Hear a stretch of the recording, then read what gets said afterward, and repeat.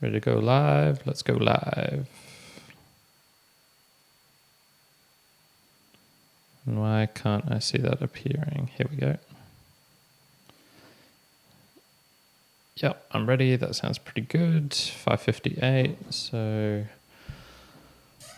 let me just check this stuff. See if this still works here. Is that changed over here?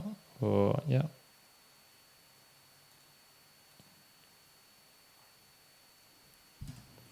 Good. Welcome everyone to another live stream. So it changed over there, but I don't see it change. Oh, no, it did change on the live stream. Got a little bit of a delay and a lag there. I'll jump back to that screen there. Cool. I think that's all pretty good. I'll keep that running, but I suppose I'll just have it in the background. Just turn that down a little bit. I'll quickly share this. Copy.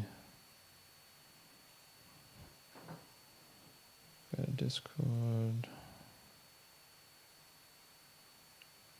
Don't switch. Streaming now.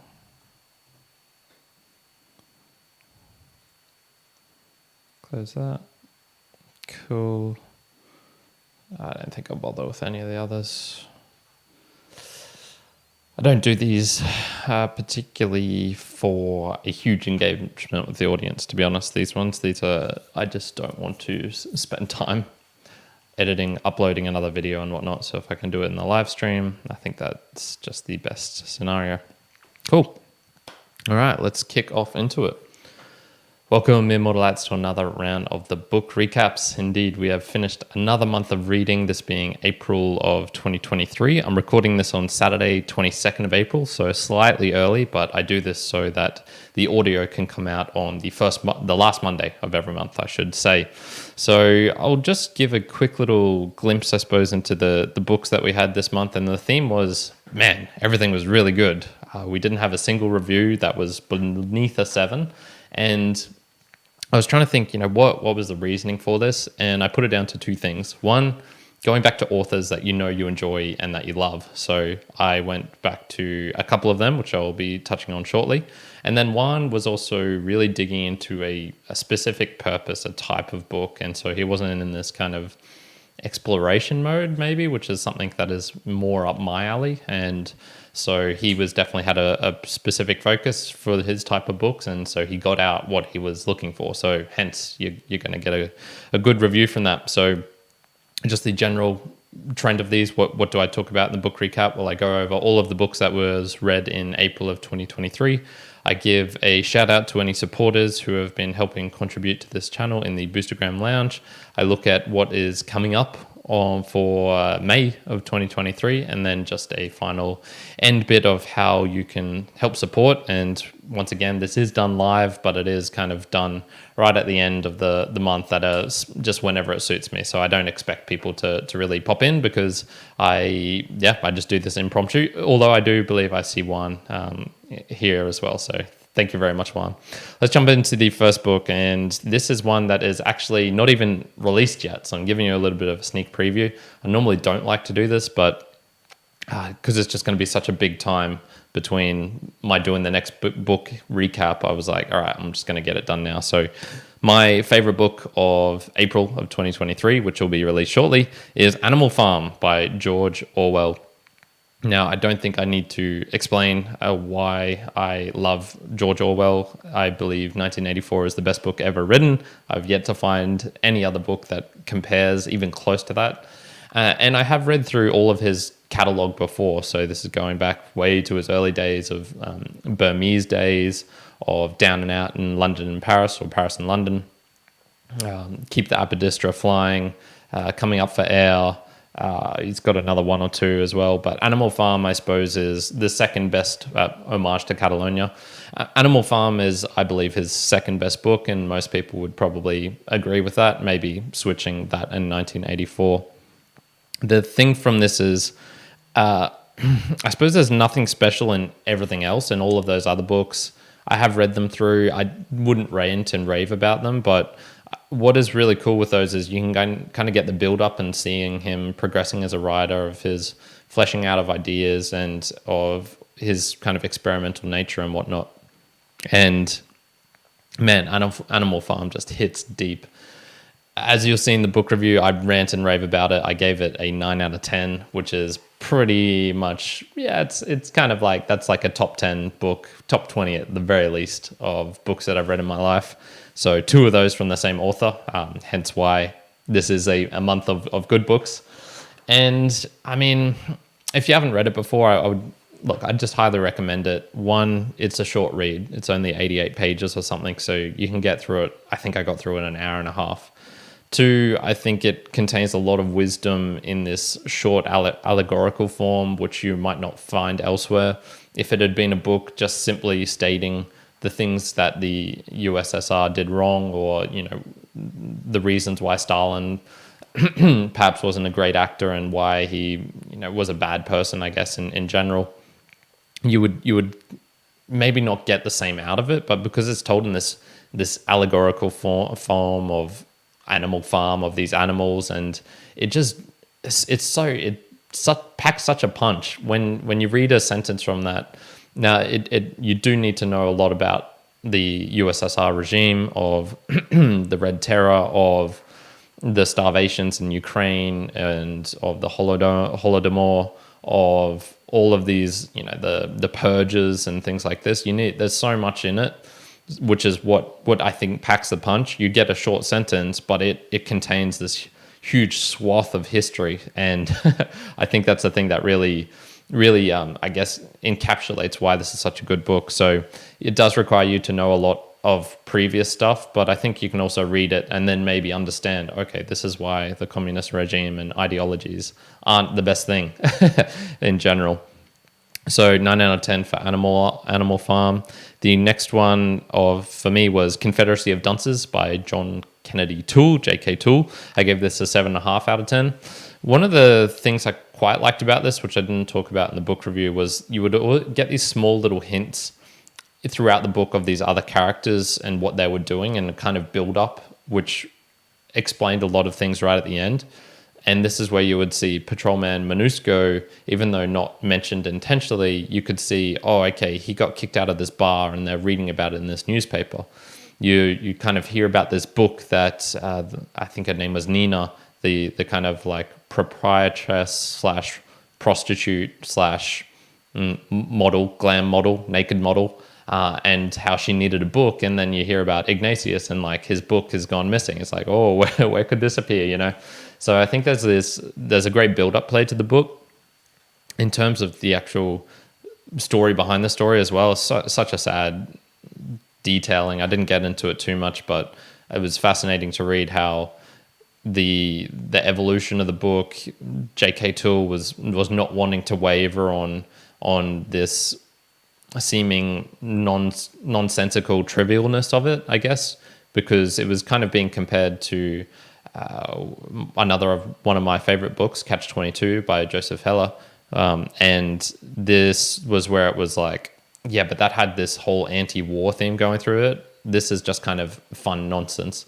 And he was like, no, that's fine.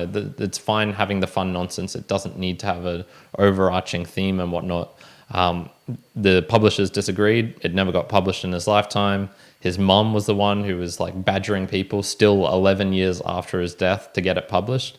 Finally gets published and becomes kind of like an American classic. So it is an interesting, but it's very sad to hear about people who create a work which is well renowned, which would make them millionaires and have all the success and glamour that they want in today's day and age, but just didn't get recognized in their time. It's rough. So the next one that we have here, and Myrna's condescending letters, the book is worth reading alone just for that. I loved them. They were so funny. The next one I have was Cannery Row. So this was the third of the books that I reviewed in April. I gave that a 7 out of 10. And this is by John... Oh, I've forgotten his name. It's not appearing. John Steinbeck, appearing on the screen now. And yeah, once again, this was an author I really know I loved. Grapes of Wrath, once again, another book in my top 10. And I really enjoyed Sweet Thursday, which was another review I did very, very early on in this channel, a couple of years ago. And man, this was the prequel, I guess, because I read Sweet Thursday out of order. So this is Cannery Row was kind of what came first, and then Sweet Thursday was the sequel to that, the follow-on.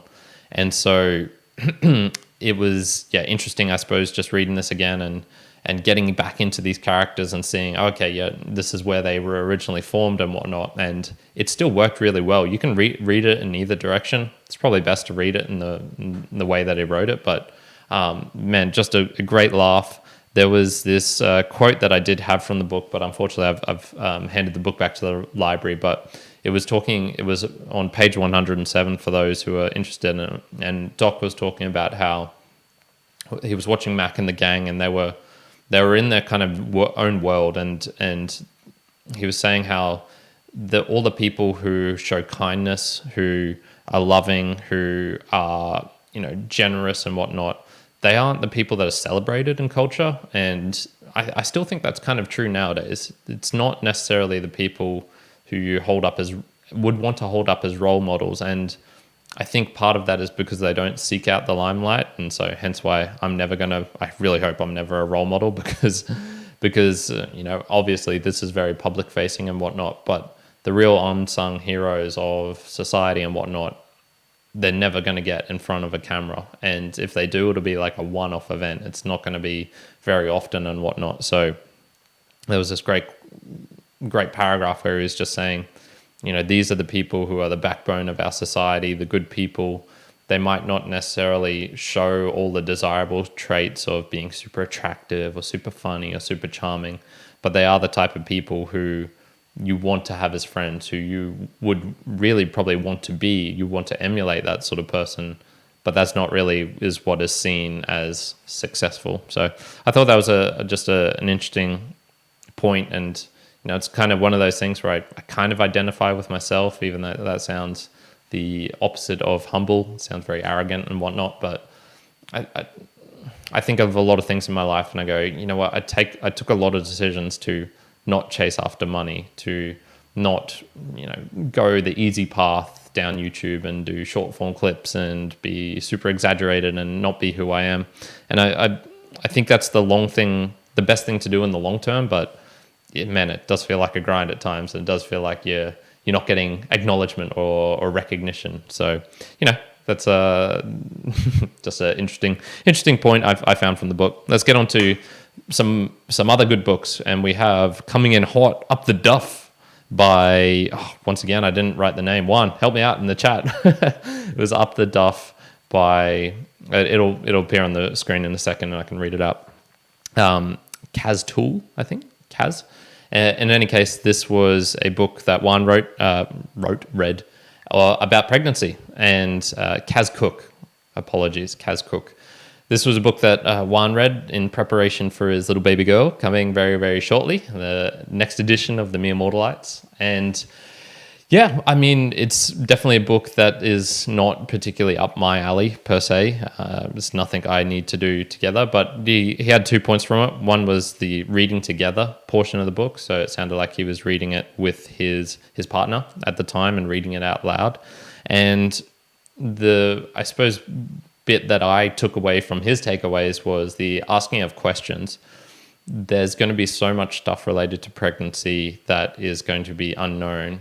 What's the normal weight for a baby? What do you do if they stop kicking, or if they're kicking too much, or if they're kicking too softly, or, there's always going to be something next. And his kind of takeaway was there is an ability to ask questions, and asking questions of your own partner and feeling, finding out what are they feeling, what is she going through, and how can I help support her in this way? How can I make things easier by saying certain things or not saying certain things. Juan says, in short, it was a great book. Almost finished it up now. Yeah, he did mention that he hadn't finished it. And it was just very actionable. And actionable books are good books, in my opinion, as well. So it's great to see that he actually took a lot from this. And then the other book that he was getting through was Dad's Guide to Pregnancy, which he also gave an 8 out of 10 to. So, man, he was feeling this book, and maybe it was Providence or whatnot, because he was gifted it twice. And it was, I suppose, the Idiot's Guide to Pregnancy, I suppose, or whatnot, by Dr. Justin Coulson. So a couple of people in his life must think he's an idiot. Sorry to tell you this one. And once again, it was kind of getting into, what is your partner feeling? What are because there's always going to be so much information, and a book like this is not going to be able to encapsulate the science, because the science will change really rapidly. And then there's also not going to be able to encapsulate the rules of thumb taken from over the years, millennia. What's a bigger word than millennia? Multi-millions of years of pregnancy and whatnot. So there's going to be a lot of wisdom, which just can't be. It's such a big topic. He said both books, to be honest, were actionable, but more specifically just had a lot of items that made me question. And having a question set you up to question life in general is always great. So thank you, Juan. You're doing this book recap for me, and it's great that you're in the chat and can help me out. So thank you for that. And yeah, I'll leave it for there, and I'll jump onto just, I suppose, the little chat stuff. So Juan's in the chat, and he was saying the grand theme of Animal Farm has to do with the capacity for ordinary individuals to continue to believe in a revolution that has been utterly betrayed. Yes, very true. You got Slam describing the character. Damn. So yeah, Animal Farm is it's a bit of a depressing book, I should say. It doesn't have a happy ending, much like the communist regime in Russia didn't have a happy ending. And it's not just talking about communism; it's about totalitarianism in general. But because it was this allegory of Stalin and Napoleon, and Trotsky and whatnot, it was very kind of focused in that sense. So what have we got with the Boostagram Lounge? Well, once again, I suppose it's better than the previous month, because we actually did get a Boostagram in.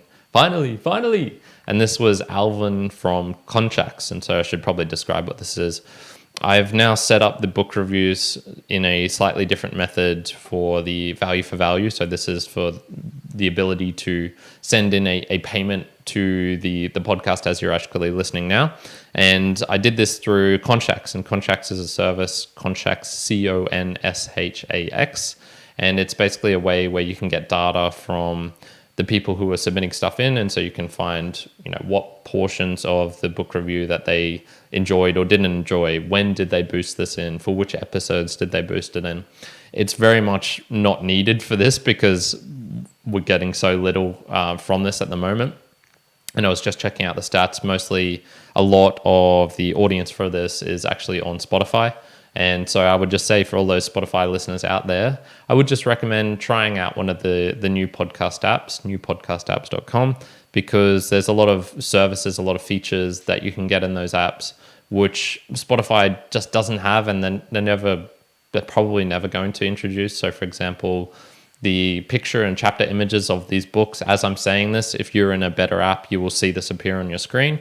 Maybe you don't want to be watching at the time, but I've also included a link for each of these chapters. So if you're like, oh, that's a good book, I want to click on it, you can click on that, and it will take you to the book review that I did of that. So, a little bit easiness for you. And once again, there's the ability to support the podcast. And so the payment setup that I have at the moment is 4% goes to Conshax for their service, 1% for the podcast index, 1% is going to Fountain, so that any boostagrams outside of Fountain get surfaced. And then the rest is going to my wallet, and then another wallet, which I use for the kind of like the marketing purposes, the mere models. And Juan, if he ever gets his arse in gear and gets a wallet and sends me it, I will include him in the splits as well.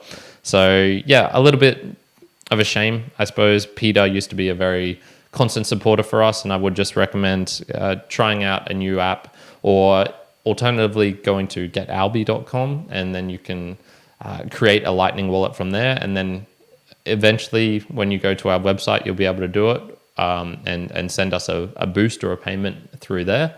Or if you go to podcastindex.org, find Mere Mortals Book Reviews, do it from there.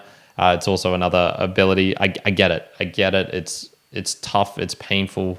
It's annoying at the moment, but the internet was like this as well once upon a time. And so in a couple of years' time, after me browbeating you of providing all of these ways that you can help support and whatnot, you will eventually get there. So just bear with me for all of that. And if you don't, look, you're free to continue listening on Spotify and whatnot. But I would just say, this does take a lot of time and effort to create all of these things. And so you supporting back in a monetary form or sharing it with a friend, that's also completely, helpful. And, sending us a message on via any of the social media that saying that you enjoy the book reviews, that you get value from that.